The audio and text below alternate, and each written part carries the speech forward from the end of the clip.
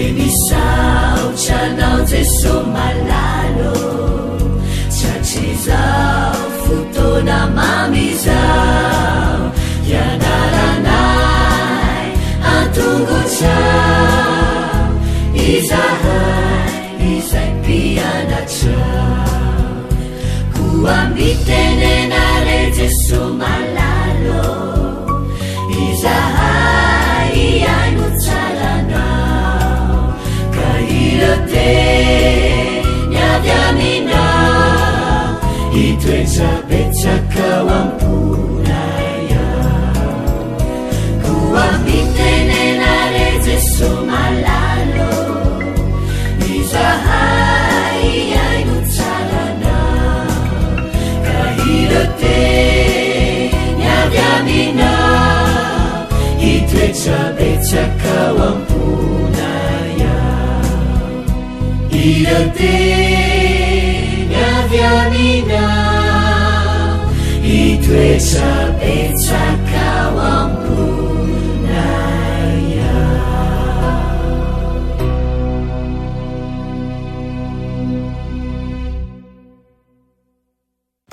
Amiana ny rahaba ho mba hampiraritsoa an-trano ho anao zay manaraka tsy tapaka ny fianaran'ny ten'Andriamanitra eto tonga eto amin'ny fandraisana ny lesona ho an'ny tanora zokiny indray sika miteny hoe tia manasanao anaraka izany hatramin'ny farany mialohan'izany nefa dia efa afaka sika raha ny masina tsara indrizindanitro isaoranay hatrany ianao izay manome anay zavatsoa tokoa dia ny teninao ary ihany koa mampianatra anay mba ahafahanay manaraka ny fahamarinana rehetra ka ho isan'ireo izay ho voarakitra ao anatin'ny boky ny fiainana hatramin'ny farany tokoa ny anaranay. Mety aiza ianao tompo hamoana efa matory ary ihany koa ampirindra izay efa mizotra miandalana ho any aminao ka tsisy alan-daharana tokoa na izay izao. Tonoana sy angatany aminaran'i Jesosy. Amen. Raha teny lesona antsika androany dia manao ireo mpiaro ny fahamarinana.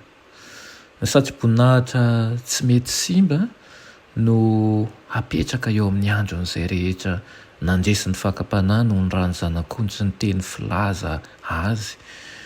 Manandanja tokoa izany teny filazana ny zanak'ondry izany. Manoloana ny mpony lanitra manontony sy manoloana n'izao tontolo izao mantsy nanaovana an'izany. Ny fanahy izay manala baraka an'Andriamanitra amin'ny teniny sy ny asany izay tsy manaiky an'i Kristy ho mpamonjiny dia milahatra hiandany amin'ireo very.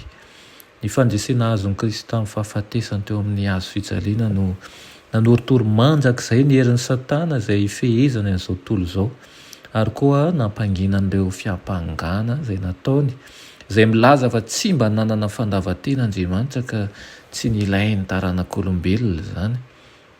Ampirisiny ankalala ny adventista amin'ny tany andro fahafito mihitsy aza izao tontolo izao satria tsy lefitra amin'ny fahifanam-pahapaly izy ireo amin'ny fitandremana ny alahady izay lalàna izay napetraky ny fahifan'ny antikristy. Tanjon'ny Satana ny hanafoana azy ireo tsy ho eto an-tany mba tsy ho voasembatsembana ny fanjakana eto amin'izao tontolo izao.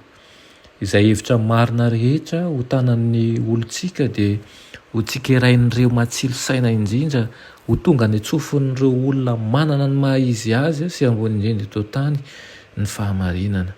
Noho izany ninona hevitra tanantsika dia ho tsikeraina fatotra sy ho sedraina amin'ny alalan'ny soratra masina toy ny ohatrany hoe tsy tsikaritry ny olona loatra isika ankehitriny kanefa tsy ho toy izany mandrakariva tsy akory.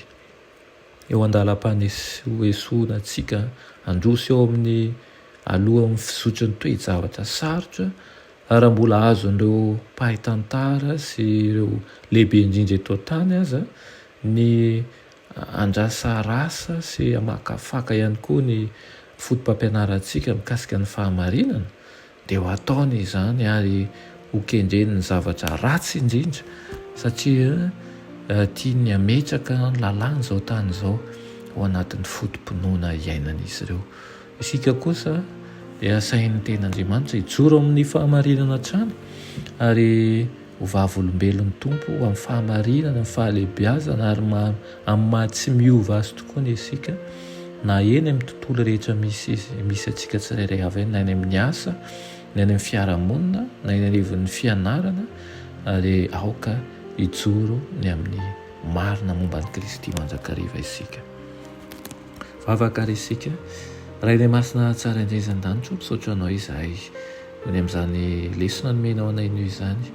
Ampio koa izahay Tompo mba ahazo hery ahafahanay mijoro sy miaro ny fahamarinana, tsy atahotra izahay fa hiteny ampahasahiana tokoa fa ianao dia Andriamanitra velona ary ny lalànao dia mitoetra mandrakariva ihany koa.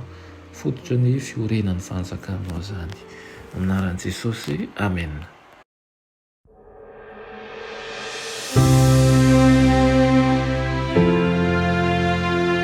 Mianatra eo an-tongotra Jesosy isan'andro.